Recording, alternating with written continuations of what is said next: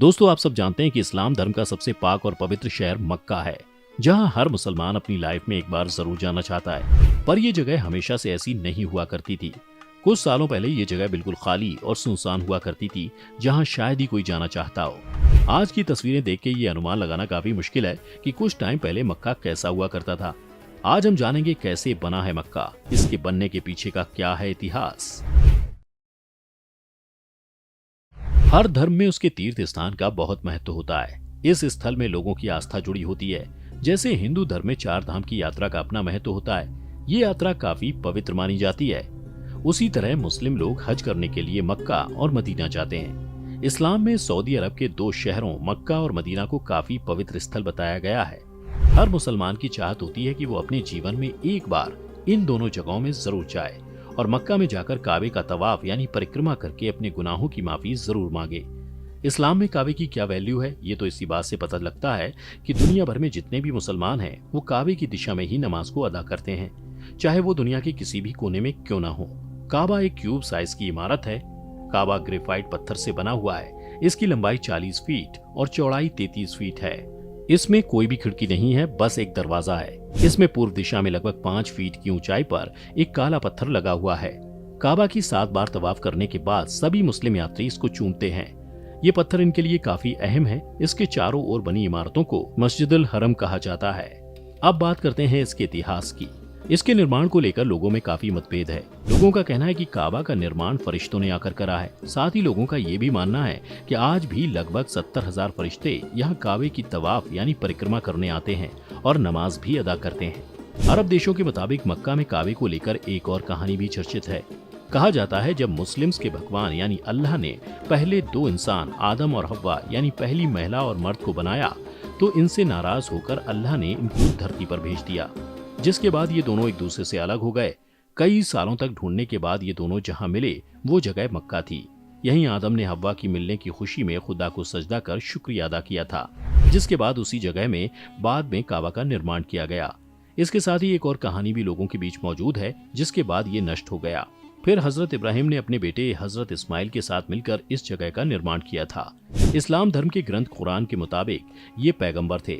अपने निर्माण के समय ये बिना छत वाली एक रेक्टेंगल टाइप की इमारत थी। लोगों का मानना है कि इन दोनों कहानी का जिक्र कुरान में नहीं मिलता और इस कहानी के लिए कुरान और हदीस का रेफरेंस इसलिए नहीं दे सकते क्योंकि ये दोनों कहानी नबी से पहले के वक्त की बात है।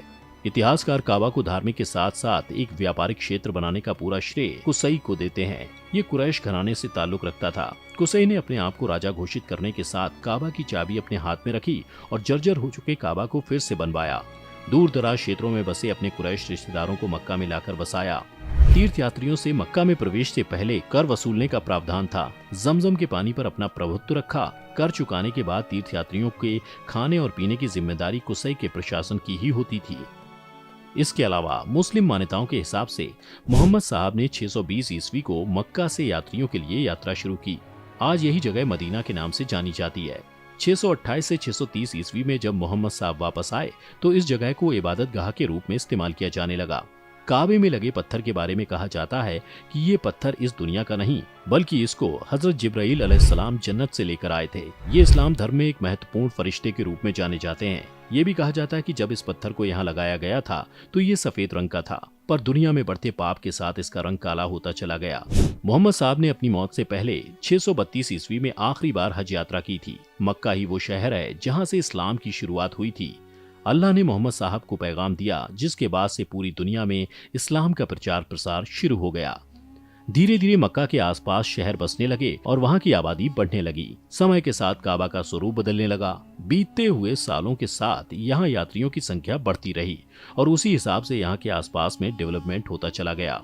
खलीफा उस्मान ने 644वीं ईस्वी से 656 ईस्वी तक काबा के आसपास में इमारतों का निर्माण किया। मक्का में कब्जा करने के लिए खलीफा अब्द अल मलिक, ये भी एक राजा थे, ने इब्र जुबैर के बीच गृह युद्ध छिड़ गया। इसी दौरान लगभग 683 ईस्वी में लकड़ी के बने काबा ढांचे को आग लगा दी गई, जिसके बाद ये पूरी तरह से नष्ट हो गया। इसके बाद इसको हजरत इब्राहिम की डिजाइन के हिसाब से फिर से बनाया गया और इसके चारों ओर मस्जिद का निर्माण भी किया गया। काबा के आसपास बनी मस्जिद का कई बार निर्माण किया गया, क्योंकि 1 साल पहले आई बाढ़ के चलते ये पूरी तरह से बर्बाद हो गया था। ये दुनिया की सबसे बड़ी मस्जिदों में से एक है। इसके बाद भी साल 1950 में बढ़ते तीर्थयात्रियों के चलते इसके स्ट्रक्चर में बड़े बदलाव किए गए। आज ये मस्जिद 40 एकड़ से भी ज्यादा जमीन में फैली हुई है। अगर आज काबा के स्ट्रक्चर की बात करें तो ये पहले से काफी ज्यादा बदल चुका है। ये क्यूबिकल शेप की इमारत है। इसका दरवाजा जो पहले किसी लकड़ी का बना था, उसको साल 1982 में सोने के दरवाजा लगाकर बदल दिया गया। काबा में ढकने वाला कपड़ा पहले मिस्र से मंगाया जाता था, पर अब इसको सऊदी अरब में ही तैयार किया जाता है। मस्जिद अल हरम भी पहले की तुलना में काफी अच्छा बन चुका है। इसमें यात्रियों की हर सुविधा का ख्याल रखा जाता है। यहाँ हर साल लाखों की तादाद में पूरी दुनिया से मुस्लिम हज यात्रा करने आते हैं। इतने लोगों का इंतजाम करना कोई आसान काम नहीं, इसलिए पूरे साल यहाँ की आबादी का एक बड़ा हिस्सा हज के इंतजाम में लगा रहता है। यहाँ चाहे यात्री के खाने का इंतजाम हो या वहाँ होने वाली कुर्बानी का काम हो, यहाँ सब कुछ पूरी तरह से सिस्टमैटिक तरीके से होता है। चलिए अब जान लेते हैं कि हज कैसे होता है। इसके यात्री सबसे पहले सफेद कपड़ा यानी एहराम बांधते हैं। ये कपड़ा कफन के समान होता है। इसमें किसी भी प्रकार की कोई सिलाई नहीं होती और साथ ही किसी भी प्रकार की कोई गंदगी भी नहीं लगी होती। फिर फ्लाइट से लेकर यात्रा तक सभी यात्री हज में पढ़ी जाने वाली दुआएं पढ़ते जाते हैं। मक्का पहुंचने के बाद काबा के चारों ओर चक्कर लगाते हैं, यानी कि तवाफ करते हैं, यानी कि उसकी परिक्रमा की जाती है। फिर अराफात के मैदान में शैतान को कंकड़ मारा जाता है। फिर कुर्बानी के फर्ज को पूरा करने के लिए बाल कटवा दिए जाते हैं। इस तरह मक्के और मदीना की यात्रा को पूरी कर इंसान हज के फर्ज को पूरा कर देता है। दुनिया भर के मुस्लिम जीवन में एक बार हज की यात्रा को जरूर करना चाहते हैं। साथ ही ये भी मान्यता है कि जो इंसान काबा में पूरे मन से मन्नत को मानता है, वो जरूर पूरी होती है। सऊदी अरब और काबा का पूरी दुनिया में अलग ही महत्व है। यहाँ किसी भी गैर मुस्लिम को प्रवेश नहीं दिया जाता है। आपको काबा का इतिहास जानकर कैसा लगा, ये हमें कमेंट करके कमेंट बॉक्स में जरूर बताएं। अगर आपको ये वीडियो अच्छा लगा हो तो लाइक और शेयर जरूर करें, और अगर आप चैनल पर नए हैं तो इसको सब्सक्राइब जरूर कर लें।